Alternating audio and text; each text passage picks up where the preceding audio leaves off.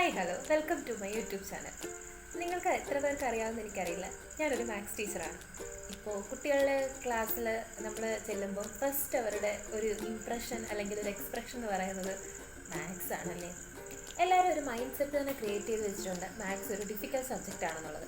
പക്ഷെ മാത്സ് പാവമാന്നേ. പലപ്പോഴും നമുക്കിങ്ങനെ ഒരു ഇംപ്രഷൻ ഉണ്ടാകുന്നത് അല്ലെങ്കിൽ ഇങ്ങനെ ഒരു മൈൻഡ് സെറ്റ് ഉണ്ടാകുന്നത് മുന്നമേ ഉള്ള അല്ലെങ്കിൽ പ്രയറായിട്ടുള്ള എക്സ്പീരിയൻസസ് കൊണ്ടാണ്. ഇപ്പോൾ നമ്മൾക്ക് ഒരു കാര്യം മാത്സിലെ ഏറ്റവും ഇൻട്രസ്റ്റിംഗ് ആയിട്ടുള്ളൊരു കാര്യം എന്ന് പറയുന്നത് റീസണിങ് ആണ്, ലോജിക്കാണ്. ആ ഒരു ടേസ്റ്റ് കിട്ടിക്കഴിഞ്ഞ് കഴിഞ്ഞാൽ, ആ ഒരു ടേസ്റ്റ് കിട്ടണമെന്നുണ്ടെങ്കിൽ നമ്മൾ മാത്സ് ടീച്ചേഴ്സ് വേണം കുട്ടികൾക്ക് ആ ഒരു മോട്ടിവേഷൻ കൊടുക്കാൻ വേണ്ടിയിട്ട്. ഇപ്പം നമ്മൾ ഒരു കാര്യത്തിൻ്റെ ഇപ്പോൾ ഒരു ഫോർമുലയുടെ ഒരു കാര്യമൊന്നും പറയാതെ, അതായത് എങ്ങനെ വന്നു, എവിടെ നിന്ന് വന്നു, എന്തിനു വന്നു എന്നുള്ള റീസൺസ് ഒന്നും പറയാതെ ഇത് ഫോർമുല, ഇത് അപ്ലൈ ചെയ്യണം എന്ന് പറഞ്ഞു കഴിഞ്ഞാൽ അവർക്ക് അത്ര ഇൻട്രസ്റ്റ് ഉണ്ടാവില്ല. പക്ഷേ അതിൻ്റെ ഒരു വേസ് ആൻഡ് മീൻസ് ഒന്ന് പറഞ്ഞു കൊടുത്തു കഴിഞ്ഞ് കഴിഞ്ഞാൽ ആ ഫോർമുല കാണാതെ പഠിക്കാതെ പോലും അവരെഴുതും. ഇത് ഞാൻ എക്സ്പീരിയൻസ് ചെയ്തിട്ടുള്ളൊരു കാര്യമാണ്. അതായത് ഞാനിപ്പോൾ ഒരു 10th പഠിപ്പിക്കുമ്പോൾ ഞാൻ എപ്പോഴും ഒരു ഫോർമുല വന്നതിൻ്റെ, ഇപ്പോൾ നമ്മൾ ഡിസ്റ്റൻസ് ഫോർമുല പഠിക്കും. ആ ഡിസ്റ്റൻസ് ഫോർമുല എങ്ങനെ വന്നത് പഠിപ്പിച്ചത് കൊണ്ട് അവർക്കിപ്പോൾ അത് കാണാതെ പഠിക്കേണ്ട ആവശ്യമില്ല. അതുപോലെ തന്നെ ഓരോ ഫോർമുലാസും. പിന്നെ നമ്മൾ എന്ത് പഠിപ്പിക്കുന്നതിന് മുമ്പും ഒന്ന് റിയൽ ലൈഫുമായിട്ട് കണക്ട് ചെയ്ത് കഴിഞ്ഞ് കഴിഞ്ഞാൽ അവർക്ക് എല്ലാവർക്കും മാത്സിൻ്റെ പ്രധാനപ്പെട്ടൊരു ചോദ്യമാണല്ലോ, ഇതൊക്കെ എവിടെ ആപ്ലിക്കബിൾ ആണ്. അതാണ് എന്താണ് അതിൻ്റെ ഒരു റിയൽ ലൈഫ് ആപ്ലിക്കേഷൻ എന്ന് നമ്മൾ പറഞ്ഞു കഴിഞ്ഞ് കഴിഞ്ഞാൽ കുട്ടികൾക്ക് അതിനകത്തൊരു ഇൻട്രസ്റ്റ് വരും. അവരോടും കൂടെ പറയണം, നിങ്ങളും കൂടെ കണ്ടുപിടിച്ചുകൊണ്ട് വരാനായിട്ട് പറയണം. പിന്നെ മറ്റൊരു കാര്യം എന്ന് പറയുന്നത്, നമ്മൾ ടെക്സ്റ്റ് ബുക്ക് റീഡ് ചെയ്യുന്നൊരു ഹാബിറ്റ് കുട്ടികളിൽ ഉണ്ടാക്കുന്നത് എത്ര നല്ലതായിരിക്കും. കാരണം മാത്സിന് ടെക്സ്റ്റ് ബുക്ക് റീഡ് ചെയ്യണം. മാത്സിന് ടെക്സ്റ്റ് ബുക്ക് റീഡ് ചെയ്യണം. കാരണം നമ്മളൊരിക്കലും ബാക്കി എല്ലാ സബ്ജക്ട്സും ഒക്കെ നമ്മൾ റീഡ് ചെയ്യാനായിട്ട് ശ്രമിക്കും, ടെക്സ്റ്റ് ബുക്ക് റീഡ് ചെയ്യാനായിട്ട് ശ്രമിക്കും. പക്ഷെ മാത്സിനകത്ത് നമ്മൾ ചെയ്ത് പഠിക്കുകയല്ലേ വേണ്ടത് എന്നൊരു കാര്യം നമ്മളെല്ലാവരും പ്രാക്ടീസ് ചെയ്ത് വെച്ചിരിക്കുന്ന കാര്യമാണ്. മാക്സിമം ക്വസ്റ്റ്യൻസ് പ്രാക്ടീസ് ചെയ്യുക, മാക്സിമം നമുക്ക് എത്രത്തോളം എഴുതി ചെയ്യാൻ പറ്റുമോ അത് ചെയ്യാം. പക്ഷേ അത് വേണം. അതിനോട് കൂടെ തന്നെ നമുക്ക് ഏറ്റവും ഇമ്പോർട്ടൻ്റ് ആയിട്ടുള്ളൊരു കാര്യമാണ് ടെക്സ്റ്റ് ബുക്ക് റീഡ് ചെയ്യുക എന്നുള്ളൊരു കാര്യം. ഇപ്പം നമ്മളൊരു ചാപ്റ്ററിലോട്ട് എൻ്റർ ചെയ്യുന്നതിന് മുമ്പ് അതിൻ്റെ ഇൻട്രൊഡക്ഷൻ പാർട്ട് ഉണ്ടാവും. ആ ഇൻട്രൊഡക്ഷൻ പാർട്ട് നമ്മൾ റീഡ് ചെയ്യുമ്പോൾ തന്നെ നമ്മൾ ഓൾറെഡി ആ ചാപ്റ്ററിൽ എന്താണ് പഠിക്കേണ്ടതായിട്ടുള്ള കാര്യങ്ങളുണ്ടാവും.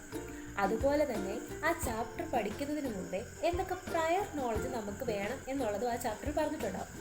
ഇങ്ങനെ ഒരു കാര്യം കൊടുക്കുന്നത് കൊണ്ട് തന്നെ കുട്ടികൾക്ക് ഈ ചാപ്റ്റർ പഠിക്കുന്നതിന് മുമ്പേ ഞാൻ ഇന്ന കാര്യങ്ങളിലൊക്കെ ഒരു അറിവുണ്ടെങ്കിൽ മാത്രമേ എനിക്ക് ഈ ചാപ്റ്റർ പഠിക്കാൻ പറ്റൂ. ഇനി ഈ കാര്യങ്ങൾ ഞാൻ പഠിച്ചു കഴിഞ്ഞു, ഈ കാര്യങ്ങൾ പഠിച്ചു കഴിഞ്ഞതിൻ്റെ എക്സ്റ്റൻഷനായിട്ട് ഞാൻ ഇനി ഇതിൻ്റെ കൂടെ ചേർത്താണ് പഠിക്കാൻ പോകുന്നത്. നമ്മളെപ്പോഴും നമ്മൾക്ക് അറിയാവുന്ന ഒരു കാര്യത്തിനോട് കണക്ട് ചെയ്ത് അറിയാത്തൊരു കാര്യം പഠിക്കുമ്പോഴായിരിക്കും അതിലൊരു കണക്ഷൻ വരും. ഇതിൻ്റെ എക്സ്റ്റൻഷനാണെന്ന് മനസ്സിലാകും. എപ്പോഴും ഈ കണക്ഷൻസാണ് മാത്സിനകത്ത് ഏറ്റവും പ്രധാനപ്പെട്ട ഒരു കാര്യം എന്ന് പറയുന്നത്. അതൊന്ന് ടേസ്റ്റ് ചെയ്യാൻ പറ്റുക, അതൊന്ന് ഫീൽ ചെയ്യാൻ പറ്റിയാൽ മാത്സ് ഇപ്പോൾ എന്താണോ ആ കുട്ടിയുടെ ലെവൽ അതിൽ നിന്ന് ഒരു പടി കയറാൻ പറ്റും എന്നുള്ള കാര്യത്തിൽ യാതൊരു സംശയമില്ല. അപ്പോൾ മാത്സ് ടീച്ചേഴ്സായ നിങ്ങൾക്ക് പറ്റുകയാണെങ്കിൽ ഇങ്ങനെ ഒരു കാര്യം അപ്ലൈ ചെയ്ത് നോക്കുക. അതുപോലെ തന്നെ കുട്ടികൾക്ക് ഞാൻ പറഞ്ഞ ഈ കാര്യം ടെക്സ്റ്റ് ബുക്ക് റീഡ് ചെയ്യുക. അതുപോലെ തന്നെ മറ്റൊരു കാര്യം നിങ്ങൾക്ക് അപ്ലൈ ചെയ്യാൻ പറ്റുന്നൊരു കാര്യം, ടീച്ചേഴ്സിനാണെങ്കിലും കുട്ടികൾക്കാണെന്നുണ്ടെങ്കിലും ഇപ്പോൾ നമ്മളെല്ലാവരും ഒരു ക്ലാസ്സിന് മുമ്പ് പ്രിപ്പയർ ചെയ്യും. ടീച്ചേഴ്സ് എല്ലാ ക്ലാസ്സിന് മുമ്പും പ്രിപ്പയർ ചെയ്യും. അപ്പോൾ എത്ര നമുക്ക് അറിയാവുന്ന ഒരു കാര്യമാണെങ്കിൽ പോലും നമ്മളത് പ്രിപ്പയർ ചെയ്തിട്ട് മാത്രമേ ക്ലാസ്സിൽ പോവുള്ളൂ. ആ പ്രിപ്പറേഷൻ എങ്ങനെ ആയിരിക്കണമെന്ന് ചോദിച്ചു കഴിഞ്ഞാൽ നമ്മുടെ മുമ്പിൽ കുട്ടി ഇരിക്കുന്നു എന്നുള്ളൊരു ധാരണയിൽ തന്നെ നമ്മൾ പ്രിപ്പയർ ചെയ്യാം. നമുക്ക് ആവശ്യമുള്ള നമുക്ക് എത്രത്തോളം മെറ്റീരിയൽസ് ഉപയോഗിക്കാൻ പറ്റുമെങ്കിൽ മെറ്റീരിയൽസ് ഉപയോഗിക്കുക. ആ മെറ്റീരിയൽസൊക്കെ ഉപയോഗിച്ചുകൊണ്ട് നമുക്ക് ആ കുട്ടി ഫ്രണ്ടിൽ ഇരിപ്പുണ്ട് എന്നുള്ള രീതിയിൽ നമ്മളതൊന്ന് തറവ് ചെയ്യുക. അതിന് ശേഷം മാത്രം നമ്മൾ ക്ലാസ്സിലേക്ക് പോവുക. അപ്പോൾ കുറച്ചും കൂടെ എഫക്റ്റീവായിട്ട് നമുക്ക് ക്ലാസ് ഇംപ്ലിമെൻറ്റ് ചെയ്യാൻ പറ്റും. കുട്ടികളാണെന്നുണ്ടെങ്കിൽ പഠിച്ചൊരു കാര്യം മറ്റൊരാളെ പഠിപ്പിക്കുന്ന രീതിയിൽ അല്ലെങ്കിൽ ഫ്രണ്ടിന് വേണ്ടി ഒന്ന് പറഞ്ഞു കൊടുക്കുന്ന രീതിയിൽ പഠിച്ചു കഴിഞ്ഞ് കഴിഞ്ഞാൽ എപ്പോഴും നമുക്ക് ലേൺ ചെയ്യാനുള്ള ഏറ്റവും ഈസി ആയിട്ടുള്ള മെത്തേഡ് എന്ന് പറയുന്നത് മറ്റൊരാളെ പഠിപ്പിക്കുകയാണ്.